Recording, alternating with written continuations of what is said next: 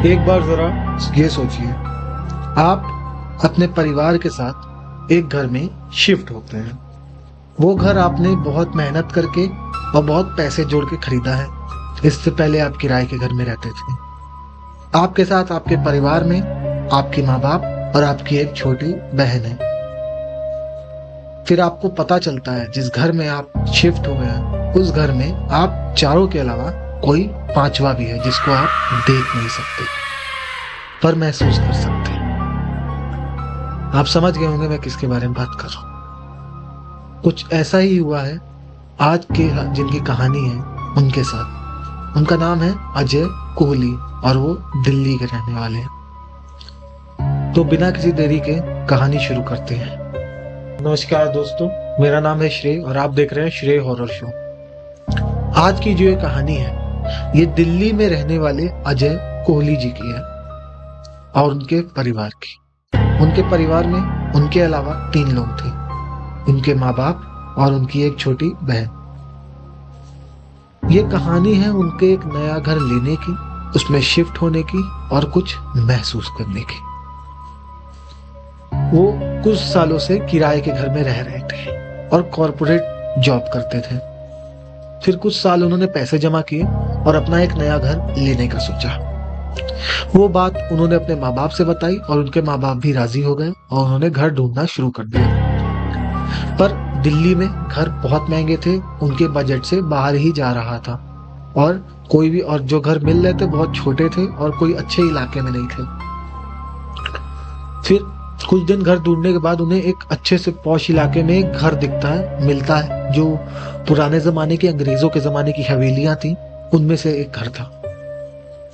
घर में टोटल 8 कमरे और उनके बजट से बहुत कम में मिल रहा था। 8 कमरे और बजट से कम, ये सुन के उनके परिवार की तो खुशी का ठिकाना नहीं रहा। उन्होंने बोला कि ये घर फाइनल करते हैं। उन्होंने घर देखा, पसंद आया। उनकी बहन को सबसे ज्यादा पसंद आया था क्योंकि वो एक बड़ा घर था। मैं घर का स्ट्रक्चर आपको डिफाइन कर देता हूँ। घर का स्ट्रक्चर कैसा था। घर में घुसते ही पहले एक इधर कॉरिडोर जाता, इधर कॉरिडोर, बीच में आंगन, चौकोर आंगन, ऊपर से खुला हुआ घर और ऐसे ऐसे घर बना हुआ है, बीच में आंगन है बहुत बड़ा, जैसे पुरानी हवेलियां टाइप होती थी पुराने घर। 2 फ्लोर का था, मतलब एक ग्राउंड फ्लोर और एक फर्स्ट फ्लोर। दोनों फ्लोर पे 4-4 कमरे, ठीक है। और किचन और बाथरूम सब रूम में ही था और किचन अलग था, ठीक है। बाथरूम, हर रूम में एक टॉयलेट था, ठीक है। अब वो इस घर में शिफ्ट होते हैं, वो घर खरीद लेते हैं। घर वालों को भी पसंद आता है तो वो ये घर खरीद लेते हैं और घर में शिफ्ट हो जाते हैं। कुछ दिनों तक, यानी 1 हफ्ता या कुछ उससे ज्यादा दिनों तक सब कुछ ठीक चलता है। घर में भी कोई दिक्कत नहीं होती और ना ही कुछ अजीब हरकतें होती हैं। पर कुछ समय बाद जब वो अपने कमरे में सो रहे होते हैं तो कौन सो रहा होता है? उनके माँ बाप, ठीक है। उनके माँ बाप सो रहे होते हैं। उनका माँ बाप का कमरा जो था वो मैं बताता हूँ कहाँ पे था। उनकी मम्मी को बर्तन खनकने की और गिरने की आवाजें आती हैं क्योंकि उनका कमरा एकदम किचन से सट के था। उनकी मम्मी को बर्तन खनकने की और गिरने की आवाजें आती हैं। वो अपने पति को उठाती हैं और उनके पति यानी कि अजय जी के पापा ये सोचते हैं कि ये कोई कुत्ता या बिल्ली या फिर कोई चूहा होगा जो घर में घुस गया होगा। तो वो उठते हैं और देखने जाते हैं। वहां जाते उन्हें दिखता है कि कोई बर्तन फर्श पे नहीं गिरा हुआ है। तो ये आवाजें कैसी थी? वो देखते हैं सिंक में बर्तन पड़े हुए हैं जो उन्होंने रात में खाना खाया था। स्टील के बर्तन है, कोई भी उसके ऊपर से हरकत होगी तो आवाज करेंगे। तो उन्हें लगा कोई चूहा या बिल्ली होगी, इसके ऊपर हरकत कर रही होगी खाना खाने के लिए बचा हुआ, और ये आवाज आ रही थी। वो अंदर आते हैं, अपनी वाइफ को ये बताते हैं और उनकी वाइफ भी समझ जाती है कि हाँ ये हो सकता है। बातें खत्म।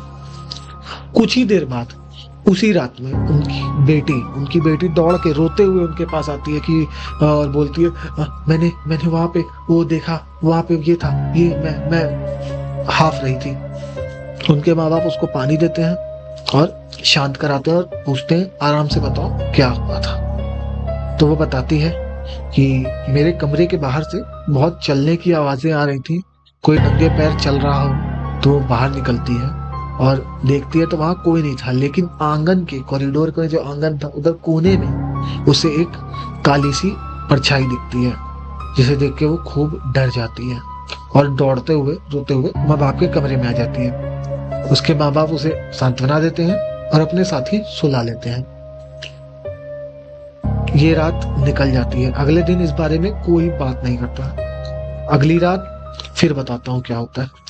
अजय जी जो अपने कमरे में सो रहे होते हैं, वो देर रात तक फोन चलाते हैं और उसके बाद सोते हैं। तो वो सब सोने लगे थे तो उनके कमरे के बाहर से ऐसे ही चलने की आवाज आ रही थी।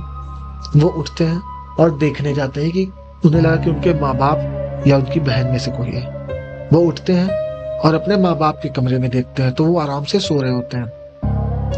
फिर वो उस चलने वाली एरिया में देखते हैं तो वहां कुछ पैरों के निशान रहते हैं, कोई गीले पैर लेके चलेगा वैसे निशान रहते हैं। और वो उनकी बहन की कमरे की तरफ जा रहे होते हैं। तो उन्हें लगा कि ये बहन होगी जो रात में निकली होगी और अब अपने कमरे में गई। वो कमरे के उस निशान को फॉलो करते करते कमरे में जाते हैं। देखते हैं कि वो पैर के निशान उनके बेड से थोड़ा दूर तक आए और फिर वहीं पे खत्म हो गए। ऐसा लग रहा था कि वहां पे उस समय कोई खड़ा है जो दिख नहीं रहा है। वो अपनी बहन को उठाते हैं और उसे माँ बाप के कमरे में ले जाते हैं और सारी बातें माँ बाप को बताते हैं। उनके पिताजी इस बात को मानने से इनकार कर देते हैं। उन्हें लगता है इतना बड़ा घर इतने अच्छे प्राइस में मिल चुका है तो ये सब बातें बोल के गंद ना फैलाओ। फिर इस बात को दबा दिया जाता है। कुछ दिन बाद हरकतें बढ़ने लगती हैं। उन्हें अपने कमरे में सोते वक्त किसी की प्रेजेंस महसूस होने लगती है। उन्हें लगता है कि आसपास कोई है। जब डर का माहौल बहुत ज्यादा हो जाता है तो वो घर खाली करने का सोचते हैं। लेकिन अब ये घर जो उन्होंने खरीद लिया था, इनका पैसा बंध चुका था। अब ये घर जब तक बेचेंगे नहीं दूसरा घर ले नहीं पाएंगे। तो ये सोचते हैं क्या करें। वो ब्रोकर से बात करते हैं। ब्रोकर बोलता है सर 2 से 3 दिन तो लगेगा ही घर बिकवाने में। तो अब वो घर कितना मनहूस था कि 2-3 दिन ब्रोकर ने बोला। ऐसे करते करते उनको 2 हफ्ते और बीत जाते हैं। घर कोई खरीदने को ही नहीं राजी है। घर देख के ही लोग मना कर देते हैं कि नहीं ये घर मुझे अच्छा नहीं लग रहा। बस इनके ही फैमिली को पसंद आया था वो घर, बाकी किसी को नहीं। इतना होते ही 2 हफ्ते बीत जाते हैं। अब घर में हरकतें जो बढ़ रही थी उसके चक्कर में ये पूजा पाठ करवाने का सोचते हैं। तो ये एक ब्राह्मण को बुलाते हैं कि हम ब्राह्मण को भोज भी करवा देंगे, उनका भोजन भी खिला देंगे और इस घर में पूजा पाठ भी कर देंगे, शायद हमारे कुछ पुण्य मिल जाए हमें। लेकिन ऐसा कुछ होता नहीं है। ब्राह्मण के पूजा करने के बाद उस घर में हरकतें और बढ़ जाती हैं, जिससे वो परेशान हो चुके थे। तो वो ये फैसला करते हैं जब तक घर बिकता नहीं हम कुछ धर्मशाला या किसी होटल में रह लेंगे। थोड़ा खर्चा होगा अगर होटल में रहेंगे तो, लेकिन सह लिया जाएगा। उन्हें एक धर्मशाला में एक कमरे मिल जाते हैं। एक कमरे में चारों लोग ना सेटल होकर रहने लगते हैं। कुछ दिन 2-3 दिन में घर बिक जाता है। अब वो घर में से सामान निकालने जाते हैं। तो जब वो सामान निकाल रहे होते हैं और घर से निकल रहे होते हैं तो उनकी छोटी बेटी बोलती है कि वो अंकल वहां जो खड़े हैं ना वो मुझसे कह रहे थे ठीक है आप लोग जाओ, मैं किसी और के आने का इंतजार करूंगा। तो दोस्तों ये थी आज की कहानी अजय कोहली जी की जो उन्होंने मुझे भेजी थी।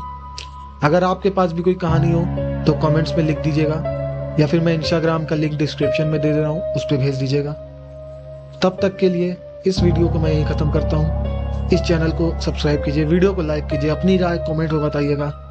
जय हिंद।